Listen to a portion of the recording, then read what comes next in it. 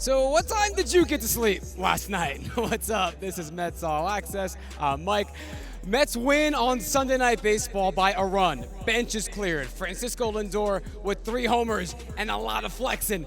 Fans weren't out of here until after midnight, and I was still ready to run through a wall till like 2 in the morning. But a good nap this afternoon. Time to see if the Mets can now keep it going against the Cardinals team in town that's now fighting for a playoff spot just as much as the Mets are. Amazons could jump St. Louis in the wild card standings with a big series. They're 2 games back. Time to get you ready for Game 1 first pitch. Here's what's coming up on our show. Now, this series is the first and only time we see the Cardinals at Citi Field this year.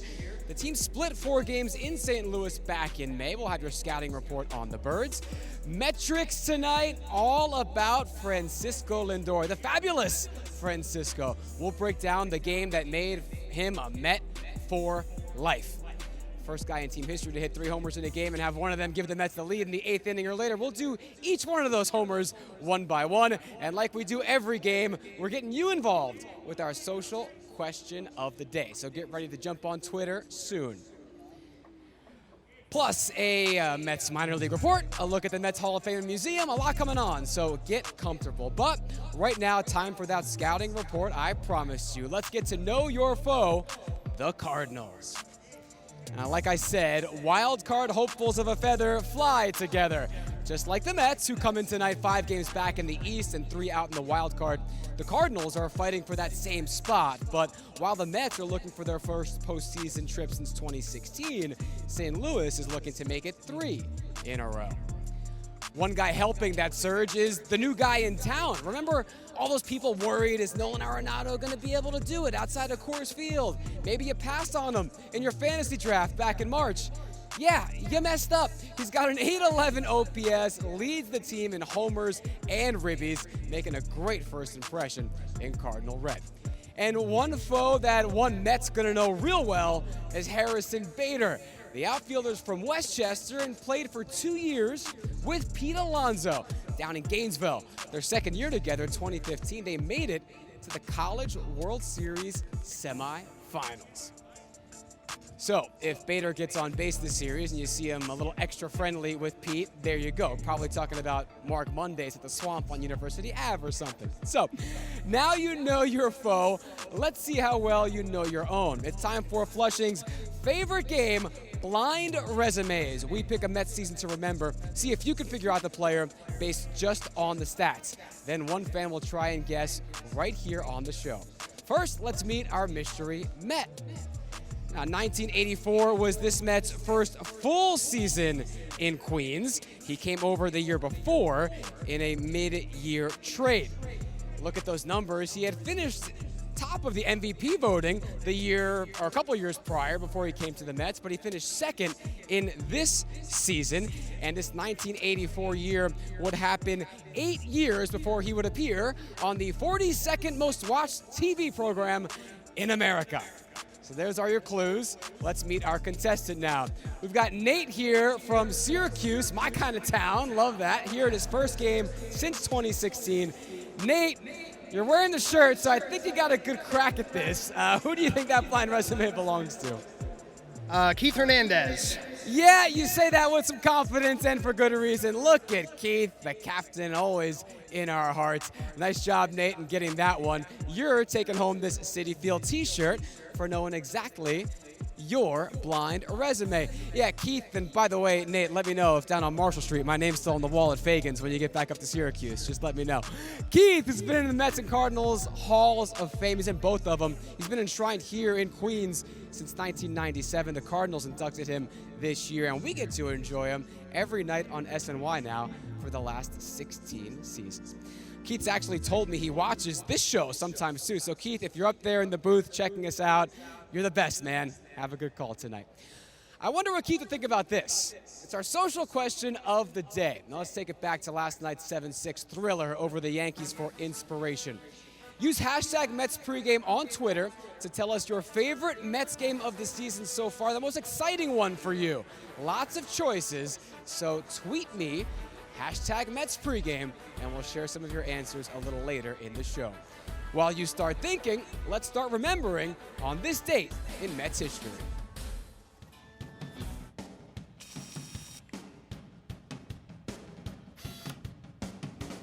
A scoreless streak of 36 straight innings came to an end for Seaver, Kuzman, and company on this date in 1969, the second longest scoreless streak in Mets pitching staff history. Didn't matter much. The Mets would start a new streak 10 days later, anchored by their aces, 42 straight scoreless, still the franchise record. Something that this Mets pitching staff maybe can get a little inspiration from, looking for a scoreless streak of their own to close this season. Okay, reminder now, it's our social question of the day and it's live. What's been the most exciting Mets game for you so far this year? Last night's definitely the betting favorite, but maybe you've got a different one on your mind. Lay it on me using hashtag MetsPregame on Twitter. We'll get to your answers in just a little bit. Now it's time for Metrics, the segment where the numbers tell the story, brought to you by Show Me, Professor Met. Love bringing him onto the show. Now, let me set the stage for you before we get into metrics. Last night, the Mets won the season Subway Series for the first time in 8 years. Took 4 out of 6 from the Yankees this year. And they did it because Francisco Lindor became just the 14th Met ever to hit 3 homers in a game, the 4th guy to do it at home, just the 2nd shortstop to pull the hat trick, Jose Reyes, and the 1st to ever do it in a game against the Yankees. But there was something special about each homer. Push play. Now here's the first one. Took the Mets from down 2-1 in the second inning to up 4-3 off the rookie, Clark Schmidt. Now, the Mets had fallen behind early, 2-0 in the top of the first. They were able to get a run back, but that was a great answer from Francisco early. Now, those were the pictures. Here are the stats. Everything there, pretty self-explanatory. That WPA at the bottom stands for win probability added. So that single shot increased the Mets' chances of winning by 28%. And notice up top, he yanked a curveball. Keep that in mind. Second homer. Let's see it. Now, this one came in the 6th inning, and it's the one that got everybody talking. Lindor whistling while he worked, became the 11th Met ever to homer from both sides of the plate in the same game, and gave the Yankees dugout a little piece of his mind on the way around the bases. And that's when the fireworks started getting laid out before we saw them come to fruition, how they played out a little bit later. Here are the numbers on that one. Now, he hit that homer harder than the one before, almost 3 miles an hour more. He tanked it 436 feet, longest dinger of the year for him. And check out the pitch, a changeup this time. Are you sensing a trend? Play it again, Sam. Actually, it's Brendan who's my director, and that wasn't even the actual line from the movie. But talk about a Hollywood ending. After the whistle in the 6th inning, Giancarlo Stanton homering to tie the game and jaw jack with Lindor and get the benches cleared in the 7th.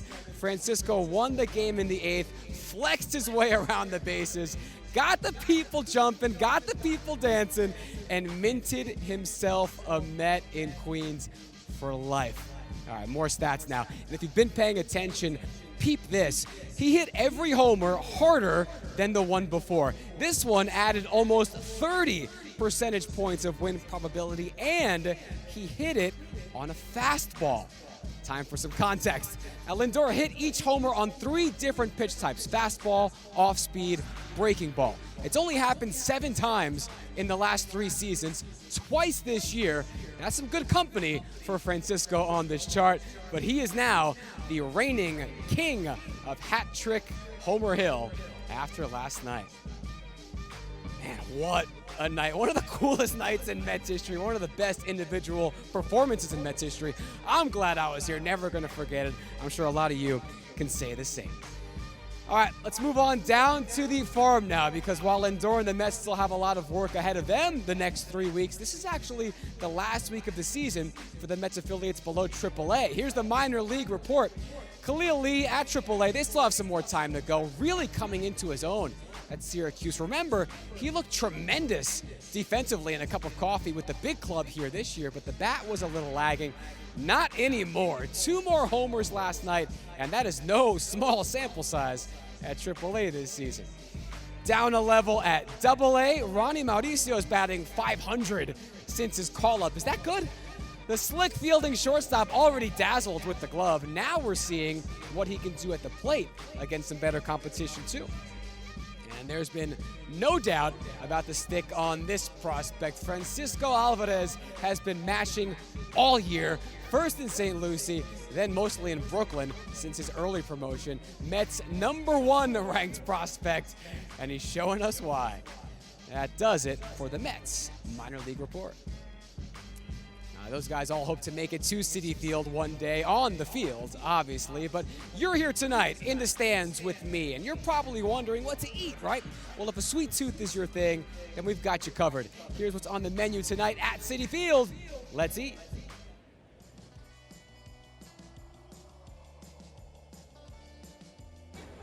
Drew, when you bake cookies, why even bake? Just go right for the dough, right? It's a waste of time. Yeah. Just eat the dough. Well, that's what you do with dough. And the best part is that it's right here at Citi Field. This is gourmet, it's edible, it's bakeable, it's customizable, and you can get it here with the chocolate chips inside. Chocolate makes everything better. You get into that while I keep eating, because you can get this at 10 different locations throughout the ballpark and with any vendor you see almost walking around anywhere. So find someone and get your hands on this dough. Now it's my turn to eat while you talk. What do you think? It's just like the dough that Grandma used to make that I would not wait until she baked because it's fantastic. Goodness sake, my grandma used to bake the cookies, but who has time for that? Just go straight for the dough. Enjoy, Drew, and happy eating to you. If you're looking for dough, I mean, throw a dart, you'll find it somewhere. Check out all the sections on the screen now where you can find it. Also available with some of our vendors roaming throughout the park, so enjoy biting into that tonight. Now, while I'm hooking you up with all this good info, the Mets are starting a new series tonight, which means we've got a brand new, amazing offer of the series to tell you about. Our correspondent Tara is all over it at the Mets team store. Take a look. Hey Mets fans, be sure to check out the Mets team store on your next trip to Citi Field. Located in the Jackie Robinson Rotunda, the Mets team store is open on game days and non-game days from Tuesday through Saturday, 10 a.m. to 5 p.m. Here you can find all your Mets essentials, including shirts, jerseys, and amazing hats like this polar bear knit hat that you can get for $30 at any Mets team store in the ballpark against the Cardinals series. So come on by and rock your favorite team in style. All right, get that polar bear on your dome. That's available all 3 nights of this series against St. Louis. So get to any Mets team store in the park, like right now. Those are waiting for you. And don't worry, you can still listen to me and catch the show on all the screens as you go. And if you get hungry, even hungrier than before while you're on your stroll, my City Perk Patrol eating partner Drew and I, who you just saw eating some dough, recently found another place where you can not only sit down and take a load off, but get some 5-napkin service right here at the park. Check it out. Brought to you by America's most celebrated butcher, Pat LaFrida. This is the Pat LaFrida Chop House, located in the Delta Sky 360 Club on the Delta level of Citi Field. It brings together 4 generations of family cooking right here. And as soon as Drew gets here, we'll start eating. Just waiting for my buddy to show up. Sorry I'm late, guys. I am severely overdressed, but you know what? It's okay. I'm always prepared. Do you just always carry 2 hats around like that? Always be prepared, Michael. All right, well, hey, the great thing about the Chop House here is that you can come in your best Mets gear, or you can come in your Sunday finest like Drew, who dressed for some steak. Drew, what they do have here is the Pat LaFrida original filet mignon sandwich. They also have their prime dry aged steak, custom burger blends, and Grandpa LaFrida's meatballs as well. But what we got right here, Drew, is this smoked bacon burger with applewood bacon, melty cheddar, and fries. You've got your sourdough pretzel with IPA mustard, not just regular mustard, and melty cheddar, and then this cookies and cream shake, which looks like you just want to go swimming in it. And if you want to make reservations, you can dial 718-595-8102 or jump on Open Table and get your table. Drew, you ready to jump in here? I'm ready to dive right into let's this do it. whole pretzel situation. Chop House napkin flip. All right, here we go. You're gonna go pretzel. I'm gonna go burger, and then I think we can fight for the shake. Let's go. So again, this is the Pat LaFrida Chop House, located in the Delta Sky 360 Club on the Delta level here at Citi Field. Open table, or dial the number you're about to see on your screen to make your reservation. You look good. You must be fun at weddings. Make me blush. Quick note, all guests at the Pat LaFrieda Chop House 12 and older, vaccination required, but located right there in the Delta Sky 360 Club on the Delta level. Open table or the number on your screen now for reservations. We still got our trip to the Mets Hall of Fame and Museum here on the show and your answers to our social question on Twitter coming up. But first, mark your calendar. Type it into your iCal, whatever it is that you do, because I want to see you come on back for fireworks night this Saturday. We got a different kind of fireworks in that game last night, but you'll see the pyrotechnic kind after the Mets and Phillies throwdown Saturday night, the 18th. Stick around after the game for the big show. Do your thing at Mets.com/tickets, and I'll see you Saturday. Now look, take a breath. I know I'm giving you a lot to chew on, especially for a Monday, but I've got one more thing for you to check out before we take a look at your tweets and say goodbye. If you haven't visited the Mets Hall of Fame and Museum yet, well, what's the deal? I took a trip there myself the other day to check out all the great stuff in there, and you can never go wrong with some terrific memorabilia. One of the many unique Tom Seaver items in the museum is this warm-up jacket that Tom wore on April 5th, 1983.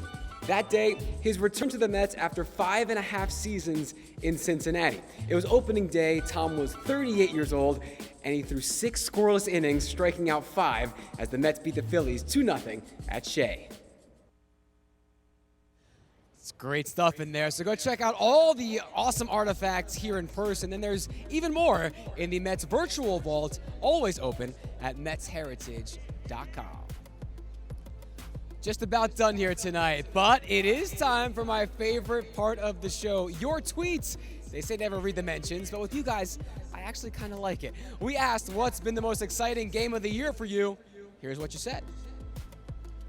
All right, Robert. Yep, last night's game. You know, Robert, we didn't have to go far back, and I don't think this is a recency bias thing, because last night I think was my answer too, with Lindor's 3 homers and all the extracurricular activities. Will brings back one of Jacob deGrom's gems. He had enough to fill an infinity gauntlet this year when he struck out 15 in a game. Yeah, Jake had a stretch there at the beginning of the year. I hope we get to see him recapture that magic toward the end of this season. And then most exciting, probably the last game that went under 3 hours because we haven't had one for a while. Hey man, I'm with you. 4 hours and 6 minutes last night. That was a late one. Hope you got home at a reasonable hour, all of you that were here last night. If you're back here tonight, hey, I appreciate you coming back out to the park to see this one. Mets and Cardinals about to get started. Adam Wainwright and Rich Hill on the mound. Combined age about 187. 2 veterans, both having outstanding seasons. Getting it mixed up tonight. To break that down even more, Emily Reppert's up next with the Mets On Deck show. So enjoy that and enjoy the game. From Mets All Access, I'm Mike Janela. See you soon, and let's go Mets.